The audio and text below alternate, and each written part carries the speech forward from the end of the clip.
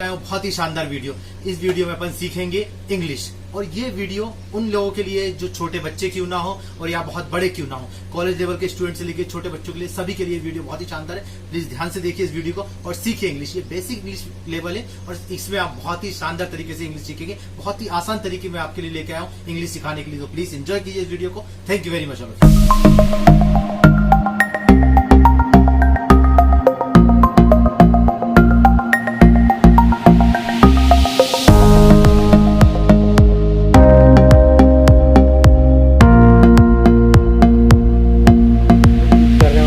बातें। अगर आप पहला सेंटेंस अपन देखें तो यहाँ पे लिखा हुआ है स्कूल राम जाता है। आपको पता है राम स्कूल जाता है और जाता है राम स्कूल। तो ये हिंदी में कुछ सेंटेंस लिखे हुए हैं जो आपको दिखाई दे रहे हैं, तीन अलग अलग सेंटेंस। अगर मैं बात करूं हम कैसे बोलते हैं, तो अगर ये सेंटेंस यूज करूं स्कूल राम जाता है, तो शायद हम ऐसे नहीं बोलते। राम स्कूल जाता है ये थोड़ा ठीक लग रहा है, या जाता है राम स्कूल, इनमें से एक सही है और दो गलत है। तो फर्स्ट वाला डेफिनेटली गलत है हमें जैसा दिख रहा है। नेक्स्ट सही है हमारा, राम स्कूल जाता है, ये सही है, राम स्कूल जाता है। तो हम ऐसे बोलते हैं अगर हिंदी में समझे तो। इसी का अगर आप थोड़ा एक रूल समझने की कोशिश करें कि हम हिंदी में ऐसा कैसे बोलते हैं और इसका क्या रूल है। हमें कभी जरूरत नहीं पड़ी हिंदी में ऐसा बोलने की या समझने की। हिंदी में हमें जरूरत नहीं है, हमें आती है हिंदी, हम कुछ भी बोलेंगे और सामने वाला समझ जाएगा, उसे भी हिंदी आती है, ठीक है। फिर भी हम एक बार रूल समझने की कोशिश करते हैं इसके अंदर रूल क्या है। तो देखिए हिंदी भाषा में, तो हिंदी भाषा में देखिए मैं स्कूल जाता हूं, इसके लिए हम क्या करेंगे, पहले कर्ता, फिर उद्देश्य और फिर क्रिया। कर्ता कौन, ठीक है, कर्ता वो जो काम करने वाला है, ठीक है। फिर हम उद्देश्य लेते, तो कर्ता यहाँ पे क्या हो गया, मैं कर्ता, मतलब मैं काम कर रहा हूँ। स्कूल कौन, मैं जा रहा हूँ, तो मैं कर्ता हो गया। उद्देश्य मेरा जाने का उद्देश्य क्या, काम करने का, मेरा स्कूल पहुंचने का उद्देश्य है, तो उद्देश्य आता है। उसके बाद क्या आता है, क्रिया, आना जाना खाना पीना, ये सब क्या क्रिया, मूवमेंट हो रहा है कुछ, तो क्रिया। इन तीन चीजों को आप सही से अरेंज कर दोगे तो हिंदी का सेंटेंस बन जाएगा। कोई भी सेंटेंस आप बनाना चाहो तो उसमें पहले आपको जो काम कर रहा है उसका नाम लेना होगा या उसके बारे में बोलना होगा, फिर उसके बाद जो उसका उद्देश्य और या वर्ब है, ठीक है। अब आगे देखते हैं इसको इंग्लिश में। अगर अपन समझ लें तो जो कर्ता है वो डूअर कहलाता है, जो उद्देश्य है वो ऑब्जेक्ट कहलाता है और जो क्रिया वो वर्ब कहलाती है, ठीक है। देखते हैं अब क्या है, कर्ता क्या है, कर्ता वो जो कार्य करने वाला होता है उसे हम कर्ता कहते हैं, ठीक है। क्रिया क्या है, जो कार्य हो रहा है हम उसे क्रिया कहेंगे। नेक्स्ट उद्देश्य, उद्देश्य क्या है, कार्य करने का उद्देश्य क्या है, तो उद्देश्य, तो हमारा यहाँ उद्देश्य है स्कूल पहुंचना, स्कूल जाना, ठीक है। नेक्स्ट देखते हैं, समझने की कोशिश करते हैं। तो इंग्लिश लैंग्वेज की बात करते हैं, तो हिंदी अपना यहाँ तक था। अब इंग्लिश में अपन समझने की बात करें तो इंग्लिश में पहले क्या आता है, पहले इंग्लिश में आता है कर्ता, फिर क्रिया और उद्देश्य। अब यहाँ पे थोड़ा सा चेंज है, हमारे हिंदी में पहले कर्ता आ रहा था, फिर उद्देश्य, फिर क्रिया।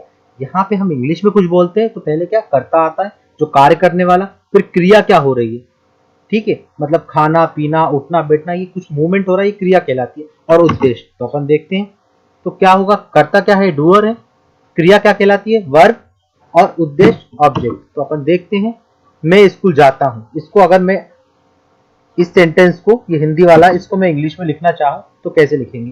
पहले कर्ता डूअर वो क्या है, मैं, तो मैं को हम बोलते हैं आई। नेक्स्ट क्रिया वर्ब क्या है, जाना या जाता, तो उसे गो कहते हैं, जाना जाता ये सब गो कहलाता है, ठीक है। नेक्स्ट वन, अब पता ही होगा स्कूल को, है ना, विद्यालय होता है जनरली, पर हम स्कूल जनरली यूज ही करते हैं, तो स्कूल।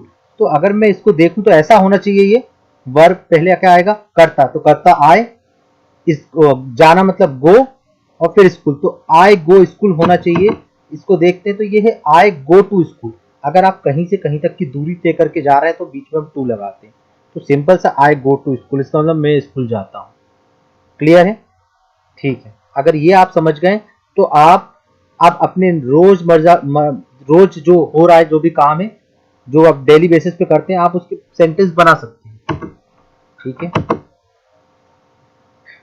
तो ये आपको याद ही रखना है, ये रूल कर्ता क्रिया उद्देश्य, ये हमेशा आपको सेम ही रहेगा। ये रूल याद रखना है आपको इंग्लिश में, और मैं बार बार लिखूंगा जिससे आपको याद हो जाए ये रूल। मेरे हर एक पेज पे आपको ये रूल लिखूंगा पहले, उसके बाद अपन शुरू करेंगे। तो कुछ वाक्य देख लेते, जैसे वाक्य हिंदी में और इसको इंग्लिश में अपन ट्रांसलेट करके देखते हैं कि क्या होता है। तो जैसे पहला वाक्य है, हम स्कूल जाते हैं, तो हमको वी बोलते हैं, तो क्या होगा, वी गो टू स्कूल। ठीक है, ये बन गया। नेक्स्ट अगर देखें अपन, मैं क्रिकेट खेलता हूं, खेलने को अपन बोलते हैं प्ले। मेरे को आपको पता ही है आई बोलते हैं, तो आई प्ले क्रिकेट। क्लियर है? बहुत बहुत अच्छे। मुझे लगता है आप लोगों को समझ आने लगा है मैं क्या कह रहा हूं। ठीक है, वे टेनिस खेलते हैं। हम कुछ लोगों की बात कर रहे हैं, कुछ लोग टेनिस खेलते हैं, तो वे को बोलते हैं दे इंग्लिश में। तो दे प्ले टेनिस। ठीक है, अब अगर बात करें नेक्स्ट सेंटेंस, मैं खाना बनाती हूं। मैं खाना बनाती हूं या बनाता हूं, इससे कोई फर्क नहीं पड़ता इंग्लिश में, इसके लिए सेंटेंस चेंज नहीं होगा। यहाँ पे आई कुक फूड, लड़का भी यही बोलेगा और लड़की भी यही बोलेगी। ठीक है, आई कुक फूड। कुक मतलब बनाना होता है। ठीक है, एक और एग्जांपल लेते हैं। हम फिल्म देखते हैं। ठीक है, तो हमको आपको पता है वी बोलते हैं, हम पहले भी यूज करते, देखने को बोलते हैं वॉच। अगर आप टीवी देख रहे हो और आप मूवी देख रहे हो तो उसे वॉच बोलते हैं। तो हम फिल्म देखते हैं तो इसे बोलेंगे हम वी वॉच मूवी। यहां तक मुझे लगता है आप लोगों को समझ आ गया होगा। हम फिल्म देखते हैं तो इसे बोलेंगे हम वी वॉच मूवी। और कुछ सेंटेंस मैं आपको दे रहा हूँ, प्लीज इन्हें बनाए, खुद प्रैक्टिस करें तो आपको आगे बहुत अच्छा रहेगा। मैं लास्ट स्लाइड में आपको कुछ सेंटेंस दूंगा।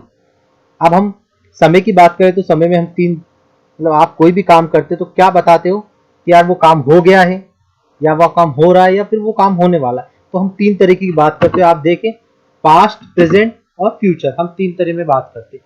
अगर आपने इंग्लिश में ये सीख लिया किसी को भी बताना कि भाई मैं वो काम कर चुका हूँ यार, हाँ मैं ये काम करता हूँ, या मैं वो काम करने वाला हूँ, अगर आपको ये आ गया बनाना तो आप कुछ नहीं तो इंग्लिश में 80% इंग्लिश बोलने लगोगे। सिर्फ इतना सा ये समझने की कोशिश करें। अगर पास्ट में पूछे तो हम बोलते आई हैव।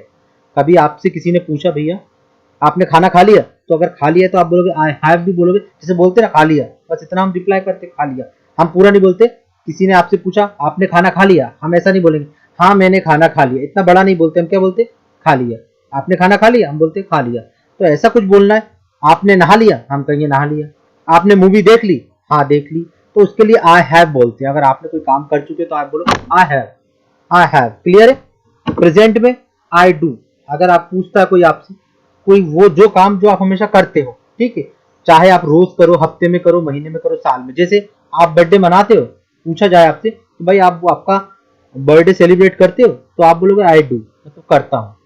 अरे यार तुम मूवी देखते हो क्या, आप बोलोगे आई डू, मतलब आप देखते हो। ठीक है, तो ये प्रेजेंट की बात हो गई। फ्यूचर में हम बोलते हैं आई विल। अगर आपसे पूछेगा कोई कि यार आप मूवी देखने जाओगे, आप बोलोगे हाँ जाऊंगा, तो आई विल। ठीक है ना, आप घूमने जाओगे, आई विल। तो आई विल बोल दोगे तो समझ जाएगा वो काम हो गया है। पर हम क्या करते हैं, हमें अभी सीखना है, बहुत ऊंचे लेवल की नहीं सीखना है, प्रोफेशनल। हमें क्या सीखना है, बेसिक से शुरू कर रहा है। आप इतना बोलोगे आपका काम तो हो जाएगा, पर बाकी चीजें सीखने की कोशिश करें और बनाने की कोशिश करें। पहले पास्ट में, अगर पास्ट का कोई सेंटेंस बना रहे हैं, आपको पता ही है एक पास्ट हो गया, तो पास्ट में डूअर आपको पता है, काम करने वाला। फिर यहाँ पे लग रहा है हैव, तो हैव आपको लगाना भी अपन ने देखा था। इसमें एक चीज और ऐड हो गई, हमारा पहले क्या था, डूअर वर्ब ऑब्जेक्ट। अब इसके बीच में डूअर के बाद हैव लगता है आपका, किस लिए लगता है, पास्ट, मतलब ये बताने के लिए आपका काम हो गया है। फिर नेक्स्ट प्रेजेंट, आपको पता है प्रेजेंट में कुछ नहीं लगता, हम प्रेजेंट में डायरेक्ट यूज कर लेते हैं। जैसे पहले हम बोलते हैं डूअर वर्ब और ऑब्जेक्ट, सिंपल। नेक्स्ट फ्यूचर में हम विल ऐड करते हैं, आपको पता है, तो डूअर के बाद विल आएगा, वर्ब और ऑब्जेक्ट।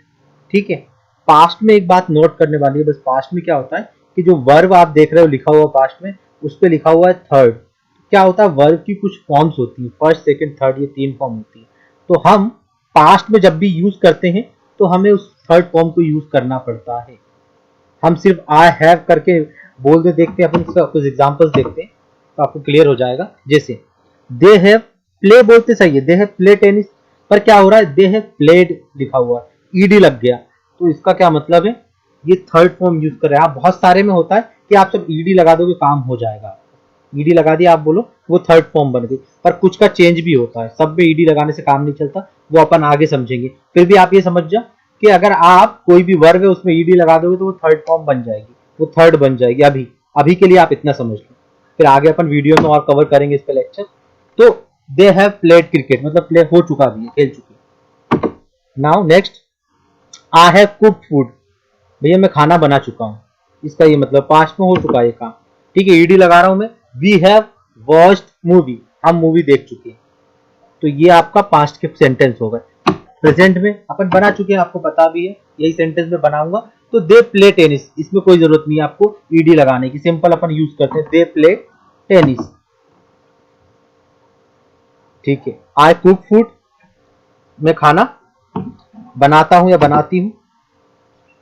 वी वॉच मूवी, हम मूवी देखते हैं, ठीक है। अब फ्यूचर में दे विल प्ले टेनिस, तो वे टेनिस खेलेंगे, अगर फ्यूचर की बात हो रही है। आई विल कुक फूड, मैं खाना बनाऊंगा, ठीक है। वी विल वॉच मूवी, हम मूवी देखेंगे।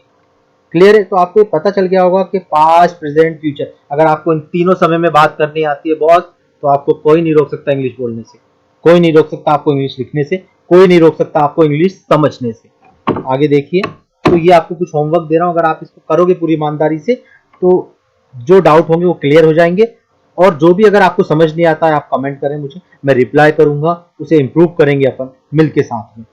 तो परचेज और थर्ड फॉर्म होता है परचेज्ड, ईडी लगा दिया मैंने, तो थर्ड फॉर्म भी अगर पास्ट में आप बना रहे तो, जैसे मैं नए कपड़े खरीदता हूं, आपको बनाना है तो खरीदने का मैंने लिख दिया परचेस होता है, तो आप बना ले। मे का आपको पता है, नए का न्यू बोलते हैं, तो आप बना सकते हैं, ठीक है।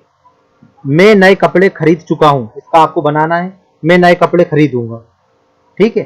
तो आपको पता है हो चुका उसमें हैव लगाते हैं, जो होने वाला है उसमें विल लगाते हैं, फ्यूचर की बात कर रहे हैं। नेक्स्ट सेंटेंस है, तो मैं खाना खाता हूं, तो आपको मैंने दिया है ईट, ईट बोलते हैं खाने को, है ना। खाना मतलब क्रिया हो रही है, एक फूड होता है जो खाना रखा हुआ है, और हम अगर खा रहे हैं, हम क्रिया कर रहे हैं, तो आपका हैंड का मूवमेंट हो रहा है कि आप अपने प्लेट से उठा के खाना मुंह तक लेके जाते हैं, मतलब कुछ क्रिया हो रही है, तो उसे ईट बोलते हैं। ईट, तो मैं खाना खाता हूं, और पास्ट में बन जाएगा ईटन, ठीक है। फ्यूचर में आप लगाओगे तो आई विल के साथ यूज करोगे, ठीक है। राइट, मैं पत्र लिखता हूं, तो लिखने को राइट बोलते हैं, पत्र को आपको पता है, नहीं पता है तो इसे लेटर बोलते हैं। आप बना सकते हो इस सेंटेंस को, इसको भी तीनों में बनाना है। मैं पत्र लिख चुका हूं, मैं पत्र लिखूंगा। नेक्स्ट वन, मैं रात में सोता हूं, ठीक है। मैं रात में सो चुका हूं, मैं रात में सोऊंगा, तो सोने को स्लीप बोलते हैं, तो मैं रात में सोता हूं, सोते को अपन स्लीप बोलते हैं, और रात को नाइट बोलते हैं, आपको पता है, तो मैं जनरली इसका बता दूं आपको, I sleep in the night. Clear है? अब आप इसको बना लेंगे, मैं रात में सो चुका हूं, तो आप इसका मालूम है स्लीप का स्लेप्ट हो जाएगा, ठीक है। नाउ मैं रात में सोऊंगा, तो आपको विल के साथ बनाना है इसको। नेक्स्ट, ड्राइव, मैं कार चलाता हूं, आपको चलाने को ड्राइव बोलते हैं, ठीक है। मैं कार चला चुका हूं, तो इसमें पास्ट आएगा, तो आई हैव ड्रिवन आएगा। मैं कार चलाऊंगा, तो ये फ्यूचर की बात कर रहे हैं, विल के साथ बनाइए सेंटेंस। ये आप लोगों का होमवर्क है, प्लीज इसे ध्यान से कीजिए और लिखिए। कोई भी अगर आपको दिक्कत आती है तो प्लीज आप मुझे कमेंट करें, मैं आपको गाइड करूंगा बिल्कुल। और thank you very much. Please like, comment and subscribe on my video to motivate me to create more videos for you. Thank you very much.